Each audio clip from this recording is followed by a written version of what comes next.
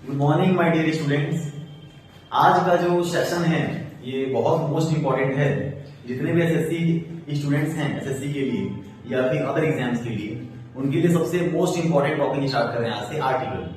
ये टॉपिक देखने में बहुत इजी लगता है, बहुत सारे बच्चे समझते हैं कि टॉपिक बहुत ही इजी है, लेकिन ये सबसे लेंथी चैप्टर होता है हालांकि। तो इसको पैटर्न वाइज हम लोग समझेंगे, step by step, one by one हम लोग फर्स्ट फिर सेकंड फिर थर्ड लेवल ऐसे करके इसको करने की कोशिश करेंगे। ये आर्टिकल जो टॉपिक है ये बहुत ज्यादा कंफ्यूजिंग टॉपिक है, यानी बहुत ज्यादा स्टूडेंट्स में कंफ्यूज रहते हैं। तो ये जो सेशन रहेगा बेसिकली गवर्नमेंट जॉब वालों के लिए रहेगा। गवर्नमेंट जॉब वाले जो स्टूडेंट्स हैं वो इसे देख सकते हैं, इसको पैटर्न को समझ सकते हैं। तो इसको ज्यादा टाइम ना वेस्ट करते स्टार्ट करता हूँ पैटर्न को। देखो, वर्ड हमारे पास पहला ग्रामर का टॉपिक, जैसे मैंने आपको बोला था ग्रामर हमारे पास चार हिस्से हैं। मैंने बताया था कि चार तरीके से हमें टॉपिक को समझना है, उसमें से एक फर्स्ट हमारा ग्रामर। ग्रामर में हमने ले लिया पहला टॉपिक आर्टिकल। यदि मैं इस आर्टिकल की बात करूं तो ये आर्टिकल चार है बेसिकली। ये एक आर्टिकल है हमारे पास, तीन आर्टिकल और है हमारे पास, जैसे article, article and the next one is also article. अब ये चार है हमारे पास आर्टिकल। यदि इनके स्पेलिंग की मैं बात करूं so that is same as it is, spelling बिल्कुल सेम है लेकिन इनका मतलब अलग अलग है। कैसे? ये जो फर्स्ट आर्टिकल है आपके पास, इस फर्स्ट आर्टिकल का मतलब होता है जब कोई सामान या किसी थिंग की हम बात करें, सपोज आप किसी शॉप पे गए, आपने कोई सामान लिया, लेने के बाद आपने उससे पूछा कि इस सामान की कीमत क्या है, यानी इस आर्टिकल की कीमत क्या है। उस केस में ये आर्टिकल होता है, मतलब सामान, वस्तु। यदि मैं दूसरे आर्टिकल की बात करूं तो ये आर्टिकल होता है आपका अनुच्छेद, जिसको आप लोग जानते हो जब कॉन्स्टिट्यूशन बना था तो 395 हमारे आर्टिकल थे। हालांकि थर्ड जो आर्टिकल होता है ये वो वाला आर्टिकल है जो आप किसमें लिखते हो, 9, 10 या 11 12 के जो टॉपिक्स होते हैं इंग्लिश के अंदर, उसमें आपको कोई टॉपिक दे दिया जाए, पॉपुलेशन, पॉल्यूशन या डॉरी सिस्टम, इस तरीके से, या करप्शन, उस टॉपिक पर आपको 150 to 200 वर्ड्स लिखना होता है, उसे भी हम आर्टिकल ही बोलते हैं। And last that will B this article. ये आर्टिकल हमें पढ़ना है बेसिकली। तो ये आर्टिकल एक कैसा अलग अलग मतलब है, हमें ये आर्टिकल पढ़ना है। यदि मैं इस आर्टिकल की बात करूं so this article has two types. कितने टाइप्स है भाई? दो। कौन कौन से? पहला होता है डेफिनिट, दूसरा होता है इनडेफिनिट।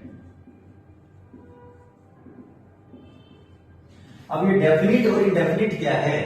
डेफिनिट आप बहुत अच्छे से जानते हो। डेफिनिट मतलब कोई चीज जो फिक्स चीजों को दिखाए, that is known as definite. Indefinite जो फिक्स ही ना हो उसे हम क्या बोलते हैं? इनडेफिनिट। यस। तो आर्टिकल के दो टाइप होते हैं, कौन कौन से? डेफिनिट और इनडेफिनिट। इसको यहां से कवर अप करते हैं।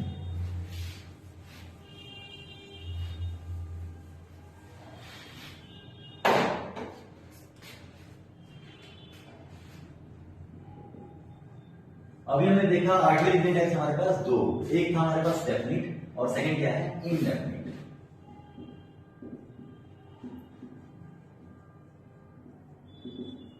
डेफिनिट जो फिक्स हो और इनडेफिनिट जो फिक्स ना हो। इस डेफिनिट के अंदर एक वर्ड होता है आपका द। क्या आएगा? द। इसके अंदर जो इनडेफिनिट है, जो फिक्स होता ही नहीं है, इसमें आपके पास दो वर्ड होते हैं, एक होता है ए और एक होता है N.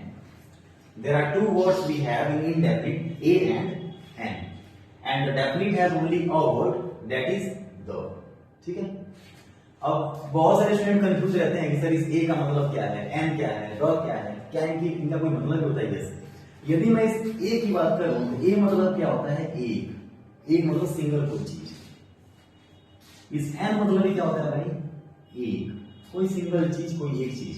When we talk about this the pattern, इस द की यदि मैं बात करूं तो द मतलब होता है वही। हालांकि कई किताबों में इसका मतलब नहीं दिया गया, कुछ किताबों में इसका मतलब आपको मिल भी जाएगा। द मतलब होता है वही या सेम, इस तरीके से सेंस देगा। तो हमारे पास तीनों वर्ड हो गए हैं, तीनों का हमने मतलब जान लिया। ए मतलब एक, एन मतलब एक, द मतलब वही यानी सेम।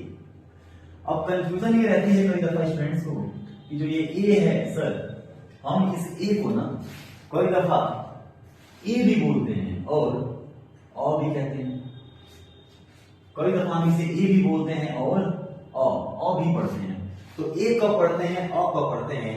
ए का हमने मतलब सीखा, ए होता क्या है, एक, कोई एक चीज। मैंने कहा आपसे यदि मैं इसको इस फॉर्म में लिख दूं, इस तरीके से लिखने की कोशिश करूं, तो आप क्या बोलोगे यहाँ पे ए बी सी इस तरीके से। तो जब भी ये इंडिविजुअल यानी स्वतंत्र फॉर्म में आ जाए, यदि मैं आपके सामने लिखूं यहाँ क्या लिखा है, तो आप क्या बोलोगे ए, क्या बोलोगे ये वाला साउंड, मतलब इसकी प्रोनाउंसिएशन जो यहाँ साउंडिंग आई क्या आएगी ए।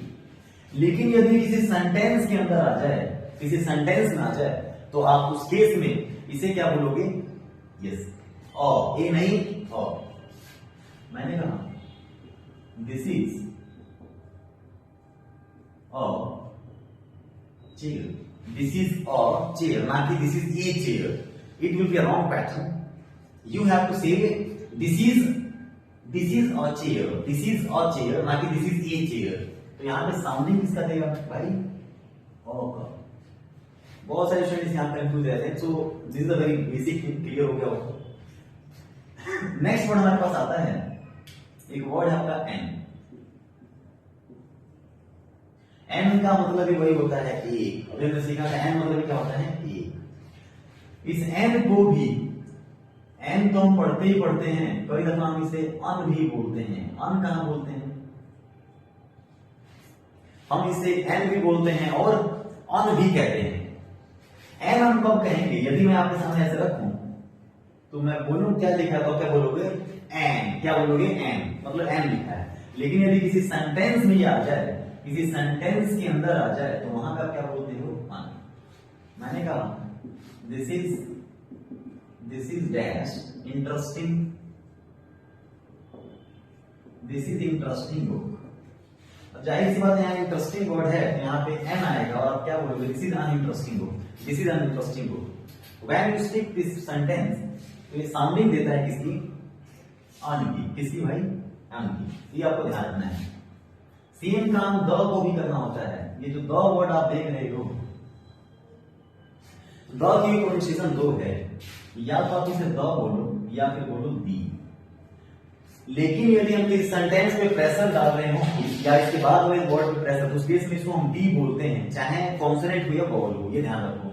और अल्फाबेट आप जानते हो, अल्फाबेट और यदि हम अल्फाबेट में एस लगा दें तो बन जाएगा अल्फाबेट्स। अल्फाबेट मतलब वर्णमाला, और अल्फाबेट्स मतलब क्या होता है, डिफरेंट लैंग्वेजेस। यस, तो यहाँ पे जो हमारे कॉन्सोनेंट है वो 21 है और वॉवल्स कितने हैं, that is 5, A E I O and U. तो यहाँ पे जो ये द है, जब कोई भी किसको पैटर्न मिले, जब कोई भी एक कॉन्सोनेंट साउंड आ जाए, और कॉन्सोनेंट हम लोग जान गए ए ई आई ओ यू को छोड़ के सब कॉन्सोनेंट होते हैं 20 में, और जब कोई भी वॉवल साउंड आ जाए तो उस केस में क्या बोलेंगे भाई, दी। जैसे मैंने कहा डैश ताजमहल, उस केस में ये जो टी है, टी अपने आप में कॉन्सोनेंट साउंड है, तो यहां क्या बोलोगे द ताजमहल। लेकिन मैं लिख दूंगा यदि डैश अम्ब्रेला या एरोप्लेन, उस केस में आप क्या बोलोगे, उस केस के अंदर आप क्या कहोगे, दी एरोप्लेन। लेकिन आपको ध्यान रखना है ये दोनों का साउंड देने लग जाता है। दी भी यदि हम किसी सेंटेंस के, चाहे वो कॉन्सोनेंट हो या वॉवल हो, यदि प्रेशराइज कर रहे हैं, प्रेशर दे रहे हैं उस पर, तो उस केस में इसको हम दी पढ़ सकते हैं, there is no doubt at all. तो ये कंफ्यूजन मेरे ख्याल से क्लियर हो गया, a an and the. Next sequence से बढ़ेंगे आगे की तरफ। सबसे पहले हम लोग इस इंडेफिनिट को समझेंगे। ये इंडेफिनिट में दो वर्ड है हमारे पास, ए और एन, इनका यूज कैसे है, किस जगह पे है।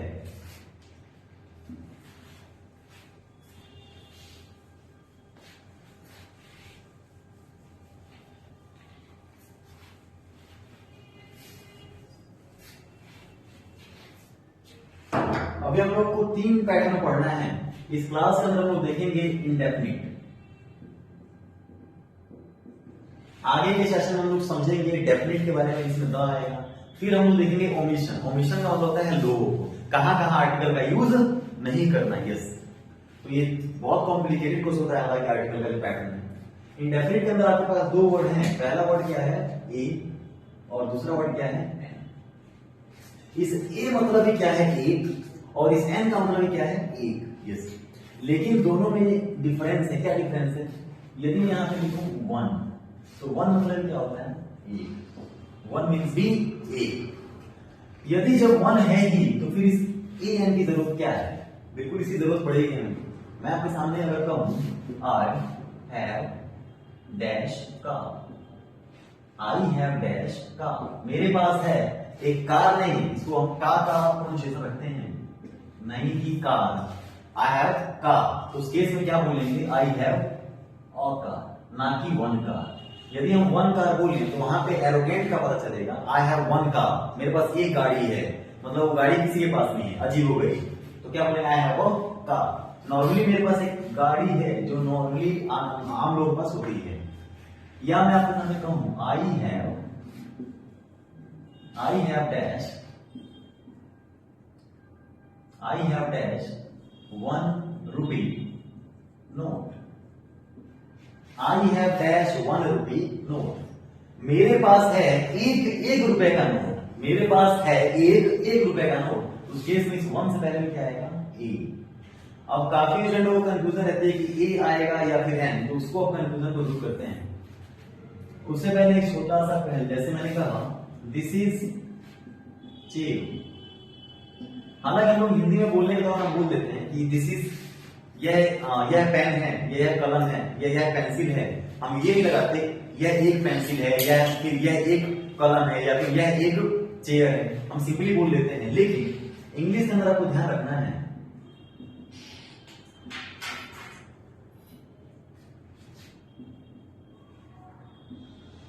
इंग्लिश में आपको यदि आप लिखते हो दिस इज चेयर या दिस इज अम्ब्रेला तो पैटर्न गलत होगा। आपको क्या बोलना पड़ेगा? दिस इज यहाँ का आपको पर्टिकुलर शो करना ही पड़ेगा। This is a chair, this is a chair, this is a chair. और यहाँ पे देखिए गलत है, क्या करोगे? This is an umbrella, this is an umbrella. तो ये पैटर्न जो है दोनों सही होगा आपके पास। अब यदि मैं ए एन की बात करूं तो जो ये ए एन का सीक्वेंस है, इन दोनों को साउंड के बेस पर रखा गया है। बहुत सारे बच्चे इसे क्रैम कर लेते हैं। कैसे क्रैमिंग करते हैं? बहुत सारे बच्चे इसको समझ लेते हैं कि जब भी ए ई आई को यू आ जाए वॉल्स, तो उस केस में हम क्या लगाएं? एन, यस, और बाकी जगह ए लगाएं। तो ऐसे नहीं सीखना। We have to learn by Hindi way, that will be better for you. हमें हिंदी के तरीके से चलना है। अब ये हिंदी का तरीका क्या है? तो यदि मैं साउंड की बात करूं, साउंड हैज टू टाइप्स। यहां पे साउंड को दो तरीके से हमने बांट लिया। एक आपका क्या होता है? कॉन्सोनेंट। एक क्या होगा? Next vowels. तो आपको ध्यान ये रखना है, जब कोई भी कॉज से ग तक की साउंडिंग आ जाए, जो हम कॉज से ग तक पढ़ते हैं हिंदी में, जब भी क की साउंडिंग आ जाए तो उस केस में उसे हम कॉन्सोनेंट बोलते हैं। वहां पे हमें क्या फील करना है? ये। क्या करना है? ये। सिंपल। जब कोई भी वॉवल्स की साउंडिंग आ जाए, जब कोई भी वॉवल्स की साउंडिंग आ जाए तो उस केस में हमें क्या करना है?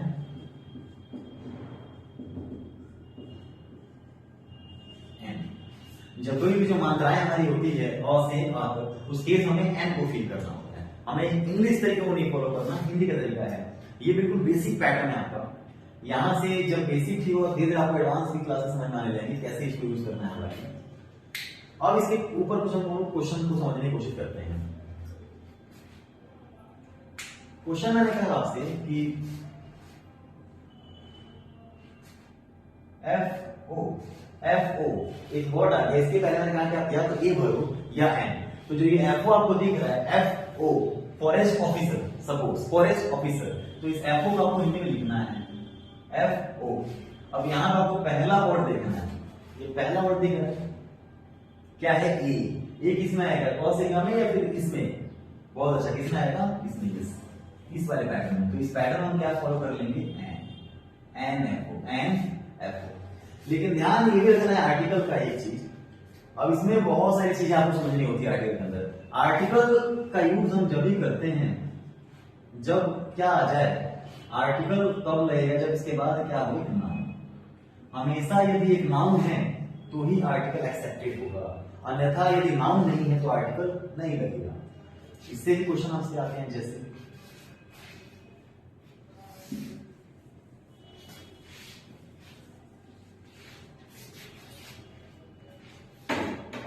क्वेश्चन आपके पास हुआ, जैसे मैंने कहा he is intelligent, he is intelligent, वो है क्या इंटेलिजेंट। अब हमें क्या पता इंटेलिजेंट क्या है। ये इंटेलिजेंट जो वर्ड है ये एडजेक्टिव को दिखाता है, ये उसकी खासियत है, विशेषता है कि वो जो है क्या है, इंटेलिजेंट है। अब इंटेलिजेंट क्या है, डॉक्टर है, टीचर है, इंजीनियर है, बॉय है, क्या है। तो यहाँ पे नाउन कुछ है ही नहीं, उस केस में यहाँ आर्टिकल नहीं आएगा, क्या आएगा, नो आर्टिकल। क्या आएगा, नो आर्टिकल। या मैं क्वेश्चन कहूं, I am dash honest, I am dash honest, मतलब मैं हूं बहुत ज्यादा, या मैं हूं क्या, ईमानदार। आई एम ऑनेस्ट, अब ये ऑनेस्ट क्या है, आप इसको साउंड को नहीं देखोगे क्योंकि यहाँ पे कोई नाउन नहीं है, नाउन मिसिंग है, उसके इसमें क्या आएगा, नो आर्टिकल। या मैं ऐसे कहूं, I am dash very honest, मैं बहुत ज्यादा, ये जो ऑनेस्ट ये एडजेक्टिव है और ये जो वेरी है ये एडवर्ब है। मैं ऑनेस्ट हूं बहुत ज्यादा, तो यहाँ भी कोई नाउन नहीं है, फिर से यहाँ क्या आएगा, कोई आर्टिकल नहीं है, ये ध्यान रखना है आपको। अब इसके एक्सेप्शनल केस को समझेंगे, ये साउंडिंग पे कैसे लेता है एक्सेप्टेबल।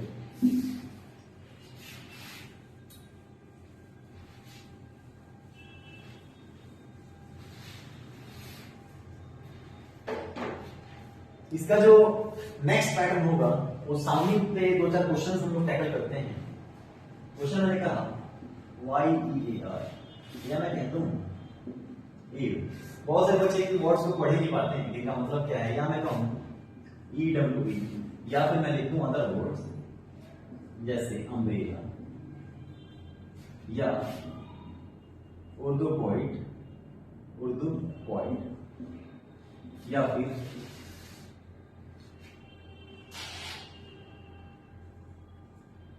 एक्स। इस तरीके से क्वेश्चन हम लोग समझते हैं। यदि ये ईयर में इसका जो साउंडिंग है, मैंने कहा कि मैं यहाँ 1 साल से आ रहा हूं, तो उस केस में क्या मैं बोलूंगा, yes I have been coming here for year. वहां पे ईयर नहीं है, फॉर ईयर, य का साउंड देता है। उस केस में जब य आने लगा तो य क्या है भाई, कॉन्सोनेंट। और जब ये कॉन्सोनेंट है तो उस केस में हम क्या फील करेंगे, यस ए। जब भी क से ग तक की साउंडिंग आ जाए तो ए, मात्राओं की साउंडिंग आ जाए तो एन। यहाँ पे इसको हम लोग एयर का साउंड पढ़ते हैं, एयर नहीं एयर, क्या है ये एयर। तो ए आ गया, इसका मतलब बारिश होता है, बारिश। उसके हम लोग क्या बोलेंगे, एन। कहता है यो, इसका साउंडिंग होता है इस तरीके से, ये साउंड देता है यो, इसका मतलब मादा मीडिया वगैरह होता है। इस केस में हम लोग क्या करेंगे, ये, यस। बहुत सारे बच्चे यहाँ ट्रैप हो जाते हैं। ये this is all about umbrella. So umbrella is giving a sound, किसका साउंड दे रहा है, लिखोगे यदि आप हिंदी में, छाता नहीं लिखना। ऐसे बहुत सारे बच्चे लिखते हैं, छाता नहीं लिखना, हिंदी में क्या लिखना है, इसको जो हम पढ़ रहे हैं, अम्ब्रेला। तो ये साउंड कैसे आ रहा है, अम्ब्रेला। अ से वर्ड आ रहा है, तो जब ये अ से आया तो क्या लिखोगे, यस, क्या ए नहीं एन। जब भी मात्राओं की साउंडिंग आ जाए तो एन। इसको हम लोग हिंदी में क्या लिखेंगे, उर्दू पोइट, तो ऊ का साउंड आ रहा है, और इस केस में हम लोग क्या बनेंगे, एन। यहां पे क्वेश्चन क्या है, एक्स। अभी एक्स में भी आएगा क्या, नहीं। एक से ज्यादा हो जाए कोई चीज, मतलब सिंगुलर ना हो, प्लूरल हो जाए, तो उस केस में हमें आर्टिकल की जरूरत नहीं होगी। यहाँ पे कोई आर्टिकल नहीं आएगा। या क्वेश्चन आपके सामने आ जाए और या क्वेश्चन आ जाए बॉटम, तो इस केस में भी आर्टिकल नहीं आएगा, क्योंकि आप ए ऑयल या वाटर से द आ सकता है कुछ अदर केस बने तो, लेकिन ए तो कभी आ ही नहीं सकता। ना तो आप ऑयल को गिन सकते हो, ना ही वाटर को, तो ना यहाँ ए आएगा ना ही एन, कुछ नहीं आएगा इस केस में, मतलब नो आर्टिकल रिक्वायर्ड। तो ये बेसिक पैटर्न रहा आपका।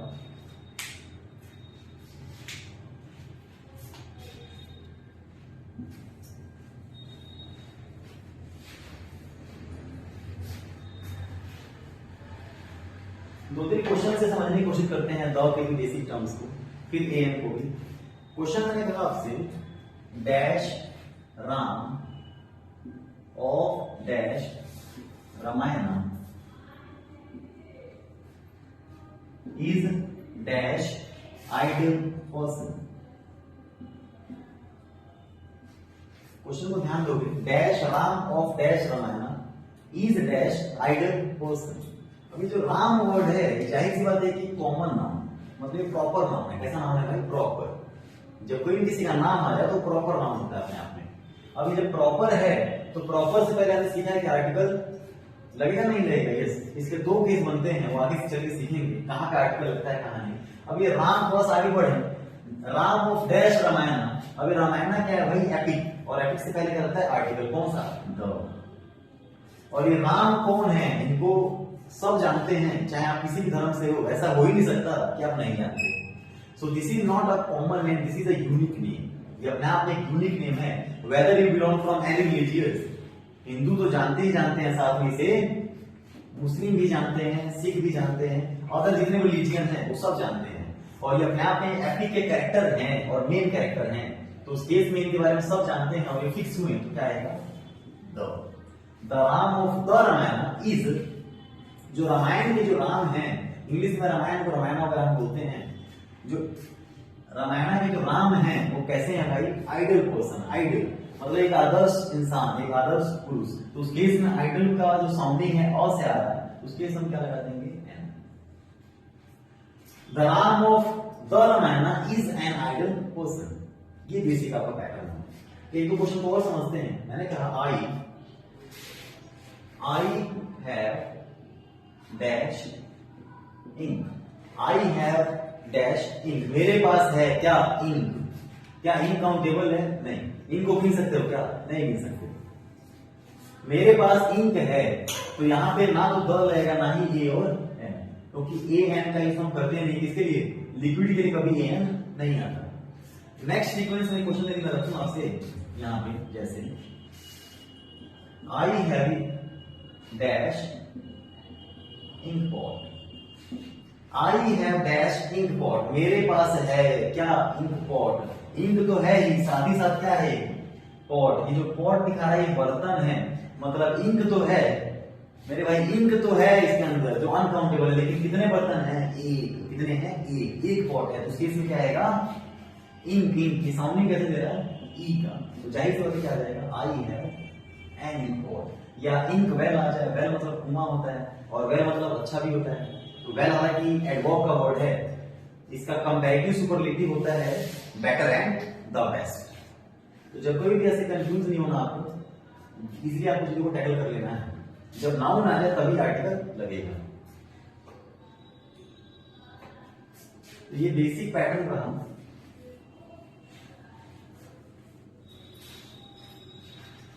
नेक्स्ट सीक्वेंस समझते हैं। नेक्स्ट सीक्वेंस क्या होगा आपके पास, कहा मैंने जैसे I met dash girl, I met dash girl, girl I can say like dash girl was very intelligent. This is a very simple pattern. Easily we can learn from this pattern. कहता है कि I met dash girl, मैं मिला किससे भाई, एक girl से, एक लड़की से। तो एक लड़की से मिला हूँ, जाहिर सी बात है क्या आएगा, ये आएगा, I met a girl। कह रहा कि dash girl was very intelligent, वो जो गर्ल थी कैसी थी, इंटेलिजेंट। यस, यहाँ पे बात मैं कर रहा हूं द का, द का मतलब क्या था, वही, द मीन्स वही। कहता है कि आई मेट अ गर्ल, मैं एक लड़की से मिला, एक लड़की से मिला। अब ये बात उसी गर्ल के बारे में कर रहा है। क्या कहता है कि गर्ल वॉज वेरी इंटेलिजेंट, वो गर्ल कैसी थी, मतलब बहुत सारी गर्ल होंगी, उसमें से वो गर्ल कैसी थी, बहुत ज्यादा इंटेलिजेंट। उस केस में हम क्या ये प्रेफर करेगा, the girl was very intelligent.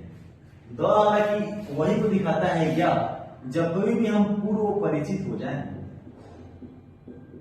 अब ये पूर्व परिचित क्या है, पूर्व परिचित का मतलब क्या है, जिसके बारे में आप पहले से जानते हो, जो फिक्स हो, उसे हम पूर्व परिचित बोलते हैं। उस केस में हम लोग क्या लगाते हैं, द। हालांकि द को समझेंगे नेक्स्ट कंटेंट्स में आगे जब हम बढ़ेंगे। क्वेश्चन आ जाए आपके पास,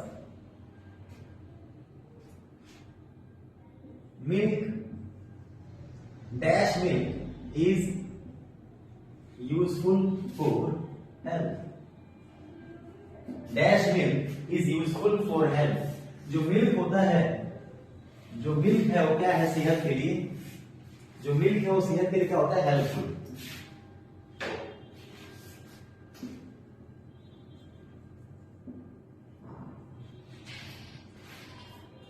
आपको चीजें जब भी समझ में आएगी जब आप पूरा पूरा फोकस रखोगे। कहते हैं ना कि हार के जीतने वाले क्या बोलते हैं, बहुत से स्टूडेंट कंफ्यूज रहते हैं, हार के जीतने वाले को बोलते हैं भाई बाजीगर, ठीक है, बाजीगर नहीं स्टूडेंट्स बोलते हैं आजकल। Dash milk is useful for health, concentrate आपको बनाए रखना है, यही बेसिक यदि आपका ठीक हो जाता है आप आगे चलकर चीजों को समझ जाओगे बहुत आसानी से। Dash milk is useful for health, और क्वेश्चन मैंने लिखा milk was milk of this cow is sweet. अब यहां बेसिक चीजें समझनी है। क्वेश्चन कहता है कि dash milk of this cow is sweet, इस गाय का दूध कैसा है भाई, स्वीट, कैसा है, स्वीट। जाहिर बात है हम इससे पूर्व परिचित हो गए, यानी हम इसके बारे में जानते हैं, ये फिक्स हो गया हमारे लिए, या तो हमने उसे टेस्ट किया है या किसी ने हमें बताया है, इन्फॉर्म किया है, उस बेस में ये फिक्स हो गया। तो मिल्क हो या कुछ भी हो, यहाँ क्या आएगा, यही समझना आया। कहता है कि milk is useful for health, जो मिल्क है ये सेहत के लिए होता है क्या, लाभदायक। हमें क्या होता है, लाभदायक होता है, नुकसानदेह। अगर कैपेसिटी आपकी 1 लीटर की है और आप 1 से ज्यादा लीटर पी लो तो ये कई दफा आपके लिए क्या होगा, नुकसानदेह भी होगा। तो उस केस में यहाँ पे कोई आर्टिकल नहीं आएगा, यही समझना।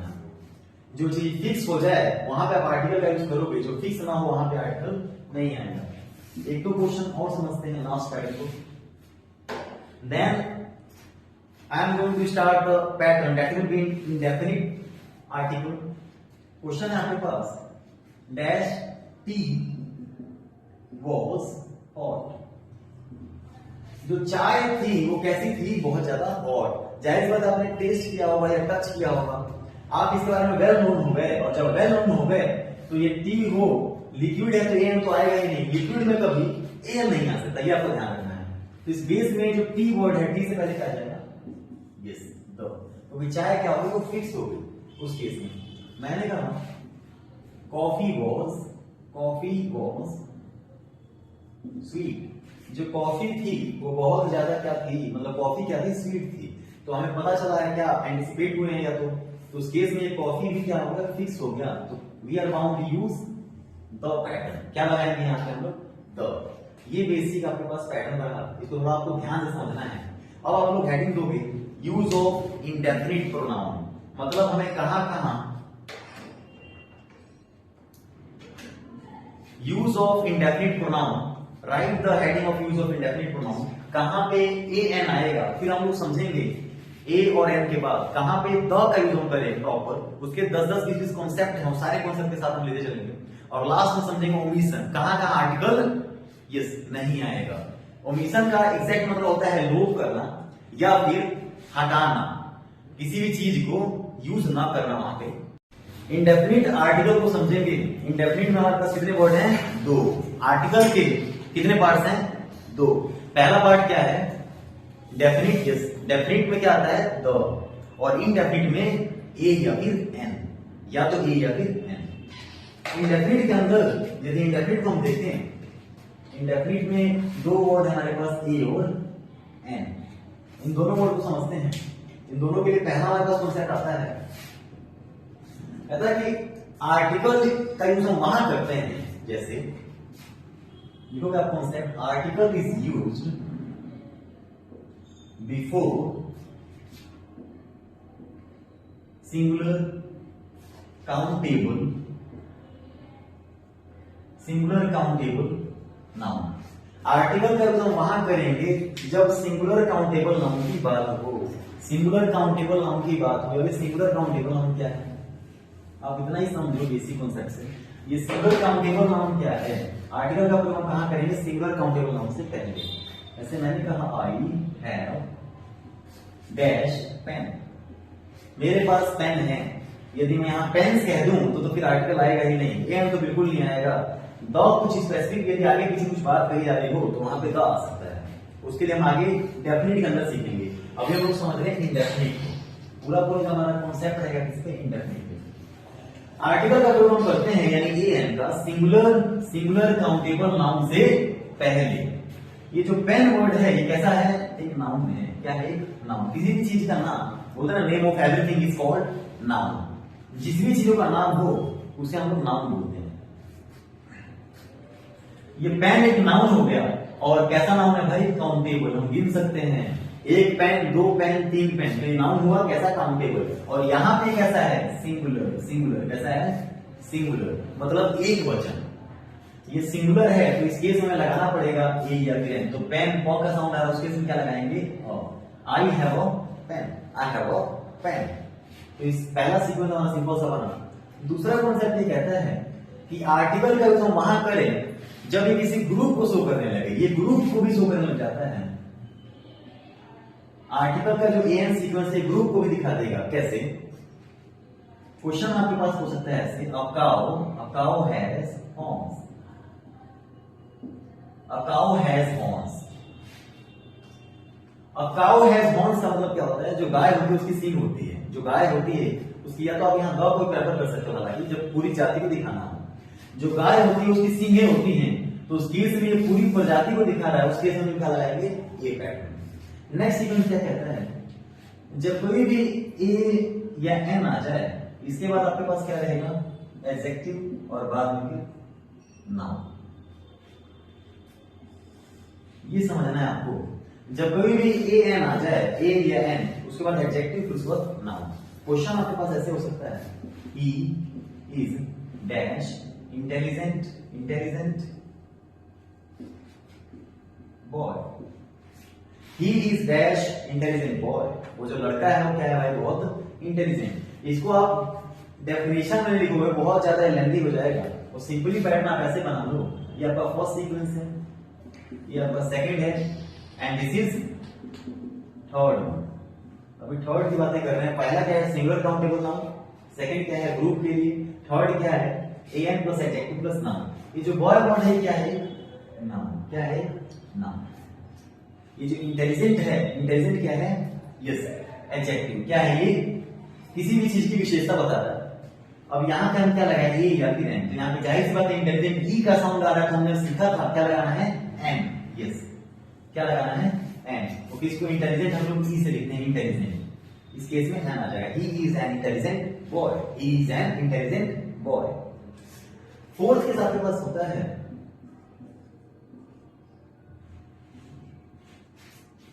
जब कभी भी ये वर्ड आ जाए, सच, सच, तो सच के बाद क्या आता है आपका, ए या फिर N.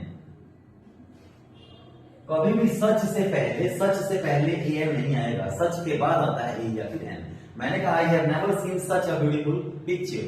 I have never seen such a beautiful picture. तो आप ध्यान रखोगे, ये जो सच वर्ड है, सच से पहले कभी आर्टिकल नहीं आता, सच के बाद आर्टिकल आता है। इसके बाद, सच के बाद, सच। ये चार कॉन्सेप्ट हो गए। नेक्स्ट को देखते हैं आगे।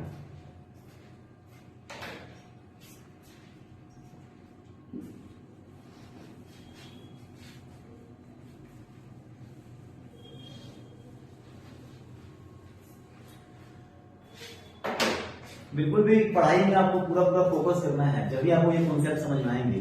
और कोई भी पढ़ने के दौरान कोई दिक्कत है या कोई भी समस्या है, so you can ask me, I am not help you, I am gonna help you. ये जो फिफ्थ सीक्वेंस कहता है आपके पास, अभी हमने 4 सीक्वेंस को सीखा है। फिफ्थ सीक्वेंस ये कहता है कि जब कभी भी हम आर्टिकल का यूज कहां करेंगे, जब मोर देन वन नाउन आ जाए, मोर देन वन नाउन। अब ये मोर देन वन नाउन क्या है,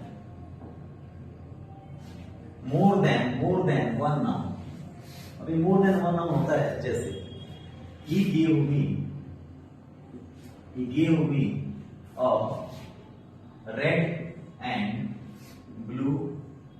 a red and black pen। Question बहुत ही शानदार सा है, कहता है कि he gave me, उसने मुझे दिया, a red and black pen। बहुत सारे स्टूडेंट यहाँ कंफ्यूज रहते हैं, यहाँ ब्लैक से पहले भी आर्टिकल आएगा, नहीं। उसने मुझे दिया एक, क्या भाई, पेन। वो पेन कैसा था, वो पेन कैसा था, रेड और ब्लैक, मतलब एक ही पेन था। पेन कितने थे, एक, और वही कैसा था, रेड और ब्लैक। उस केस में यहाँ पैटर्न जोड़ लेते हैं। नेक्स्ट सीक्वेंस आपके पास होता है 6 नंबर का। 6 नंबर केस कहता है कि आर्टिकल का यूज वहां करते हो जब कोई क्या आ जाए, एक्सक्लेमेशन का वर्ड आने लगे। एक्सक्लेमेशन वाले में भी होता है, एक्सक्लेमेशन का साइन होता है यहाँ लगी जब पंक्चुएशन, इसके बाद मैं पंक्चुएशन जब बताऊंगा आगे चल के 10 तरीके के होते हैं पंक्चुएशन, जैसे full stop, comma, single comma, inverted comma या आइकॉन या फिर सेमी कोलोन, कोलोन, तो उस पैटर्न आप सीख जाओगे। एक्सक्लेमेशन का साइन आपको ध्यान रखना है, इस तरीके से जब भी बनाओ तो एक्सक्लेमेशन है जिसको हम लोग एक्सक्लेमेटरी भी बोलते हैं, या इसको हम लोग इंटरजेक्शन के अंदर भी समझेंगे, जो पार्ट्स ऑफ स्पीच का लास्ट पार्ट होता है।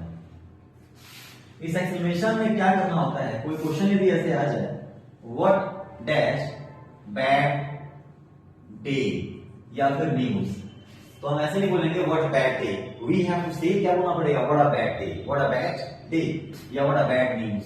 बोलते हैं हम क्या खराब न्यूज है या क्या मतलब हो गया, इस तरीके से हम क्या बोलेंगे, what a bad day.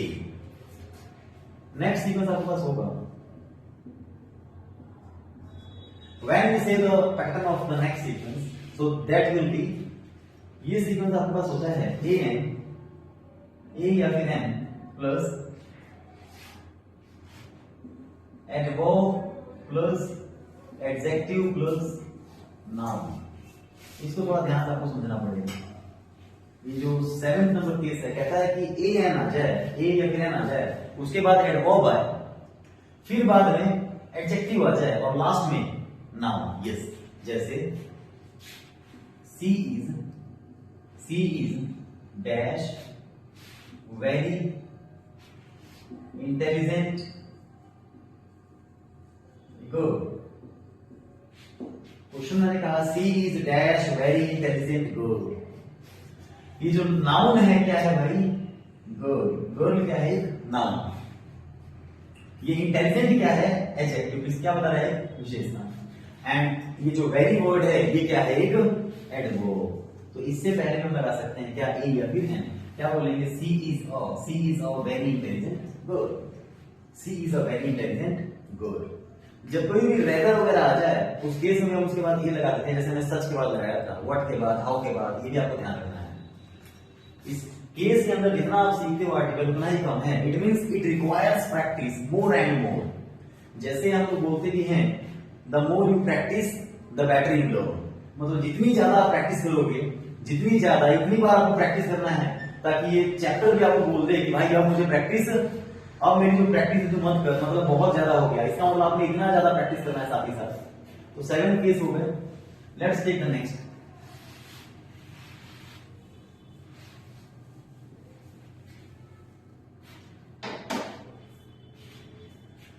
Next case क्या कहता है,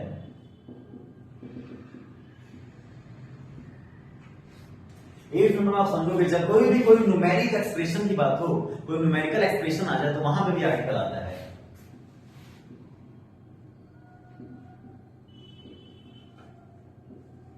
अब ये न्यूमेरिक एक्सप्रेशंस क्या होते हैं, जैसे 100, a million, जैसे ही गिव मी 100 रुपीज, उसने मुझे दिया एक 100 रुपए का नोट, एक दिया, तो a million, a couple, a dozen, इस तरीके से आप समझोगे चीजों को। a couple, a dozen, एक दर्जन, उसको हम बोलते हैं a dozen, इस तरीके से चीजें होंगी। वहां पे क्या रहता है, फिक्स आपका ए। अगला केस आपके पास होगा नेक्स्ट करोगे आप लोग। नेक्स्ट में जब कोई सरनेम आ जाए, मिस्टर या मिसिस करके, कोई भी मिस्टर या मिसिस आ जाए, तो उस केस में एन तो आएगा नहीं, क्योंकि साउंडिंग आप देखोगे मौ से है, तो उस केस में ए आ जाएगा, ये आप ध्यान रखोगे। सपोज आपके बहुत सारे फ्रेंड हैं जिनका सरनेम वर्मा है, उनमें से कोई एक आ जाए तो मैं क्या बोलूंगा, मिस्टर शर्मा या वर्मा हैज कम, मतलब जो मिस्टर शर्मा है वो आपसे क्या आए हैं, मतलब मिलने या आए हैं टू मीट यू, और मिस्टर शर्मा हैज कम। कई सारे स्टूडेंटों को यहाँ भी समस्या रहती है कि हैज वर्ब कम, किम क्यों नहीं है यहाँ, और तो ध्यान रखना है, जो ये मिस्टर शर्मा है ये क्या है भाई, सब्जेक्ट, और सब्जेक्ट को आप सब्जेक्टिव केस ही बोलते हैं, नॉमिनेटिव केस। और ये जो ये हैज है, हैज का भाई कौन है, अब ये मत कहना सर हैज का भाई पूछ रहे हो, हैज की बहन कौन है, नहीं, ये जो हैज वर्ड है, हैज यहाँ पर क्या है, हेल्पिंग वर्ब, हैज क्या है, हेल्पिंग वर्ब। और हैज है के तुरंत बाद क्या आता है, थर्ड। हैज है के तुरंत बाद क्या आएगा, थर्ड फॉर्म। तो कम केम क्या होता है? कम। ये आपकी क्या होगी? मीन वो। ये क्या है? मीन वो। ये हैज है हेल्पिंग वर्ब, कम है मीन वो। ये ध्यान आपको रखना है। नेक्स्ट सीक्वेंस आप देखोगे, जैसे नेक्स्ट सीक्वेंस को ऊपर करते हैं आगे की तरफ, यहीं ले लेते हैं। नेक्स्ट सीक्वेंस आपके पास होगा, 3 वर्ड है हमारे पास, मतलब एक ही वर्ड से 2 वर्ड और बन जाएंगे। जैसे एक वर्ड है आपके पास फ्यू और एक वर्ड है आपके पास लिटिल।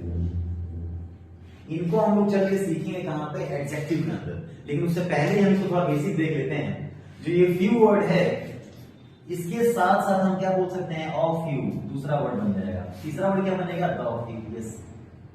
लिटिल से क्या बनेगा? और लिटिल और the little. Few, of few और द फ्यू। इसी तरीके से लिटिल और द लिटिल। ये जो फ्यू वर्ड है, ये जो फ्यू वर्ड देख रहे हो आप, ये तीनों ही वर्ड आते हैं काउंटेबल के लिए, जिसको हम गिन सकें, जिसकी गिनती की जा सके। ये जो तीनों वर्ड है, ये तीनों अनकाउंटेबल के लिए आएंगे, जिनको हम गिन नहीं सकते।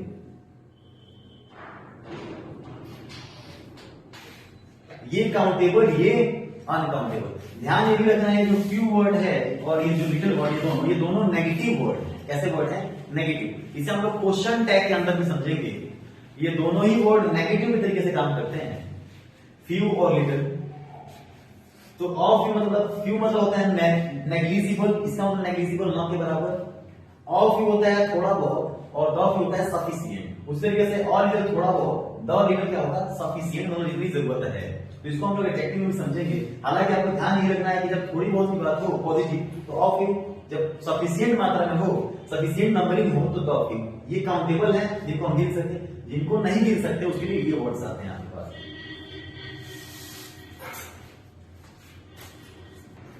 नेक्स्ट केस में हम लोग देखेंगे आगे। नेक्स्ट हमारा केस होगा, ये होगा फ्रेज। अब आप लोग फ्रेज जानते हो, जब भी हम फ्रेज की बात करें, यदि 2 वर्ड मिलके कुछ अलग मतलब दें, तो उस केस में वो फ्रेज का काम करते हैं। कोई सेंटेंस में ऐसे लिखूं, डोंट मेक अ नॉइज, तो मैं कहूंगा डोंट मेक नॉइज नहीं कह सकता, मुझे बोलना ही पड़ेगा don't make a but noise. मतलब क्या मत करो भाई? शोर मत करो। मतलब जब भी क्लास में बैठो तो भाईचारा पूरी रखो, पूरा भाईचारा बना के रखना है। Don't make a noise. ऐसे बड़े सारे वर्ड फिक्स हैं, ये सारे इडियोमेटिक एक्सप्रेशन कहलाते हैं। ये सारे वर्ड मैं आपको दे दूंगा, इसमें आप लोग लिख लोगे। वर्ड आपके पास होगा इन अ टेम्पो, इन अ फिक्स, दुविधा में, या आप वर्ड लिख लोगे इन अ डिलेमा। इसका मतलब होता है प्रॉब्लम, टेंशन में, पैनिक में, ये सब इस तरीके से मतलब देते हैं। तो ये सारे ही वर्ड मैं लिखवा दूंगा आपको इडियोमेटिक के अंदर। तो ये बेसिकली पार्ट रहा ए और एन, मतलब इंडेफिनिट प्रोनाउन। हमने इंडेफिनिट आर्टिकल को कर लिया। इंडेफिनिट का जो आर्टिकल है इसको हमने समझा, ए और एन को। इसमें जो भी प्रॉब्लम हो, कोई भी डाउट हो, तो आप मुझसे क्वेरी कर सकते हैं, पूछ सकते हैं। You can ask me, I am gonna help you. So this is the first part of basic, which is very basic part and it is known as article. ये बेसिक पार्ट है किसका? Article का। Second part में जो first part है, इसमें कोई भी प्रॉब्लम है तो you can ask me, I am gonna tell you. Second part में हम लोग समझेंगे द को, वो सेकेंड पार्ट थोड़ा सा और आपके लिए एडवांस होगा, उसको आप लोग ध्यान से समझोगे। लास्ट पार्ट होगा, वो होगा ओमिशन का। ओमिशन में हम लोग सीखेंगे कहां कहां आर्टिकल यस नहीं आता। तो इसी के साथ क्लास को आज के लिए इतना ही ओवरऑल कंप्लीट कर लेते हैं। Goodbye and have a nice day.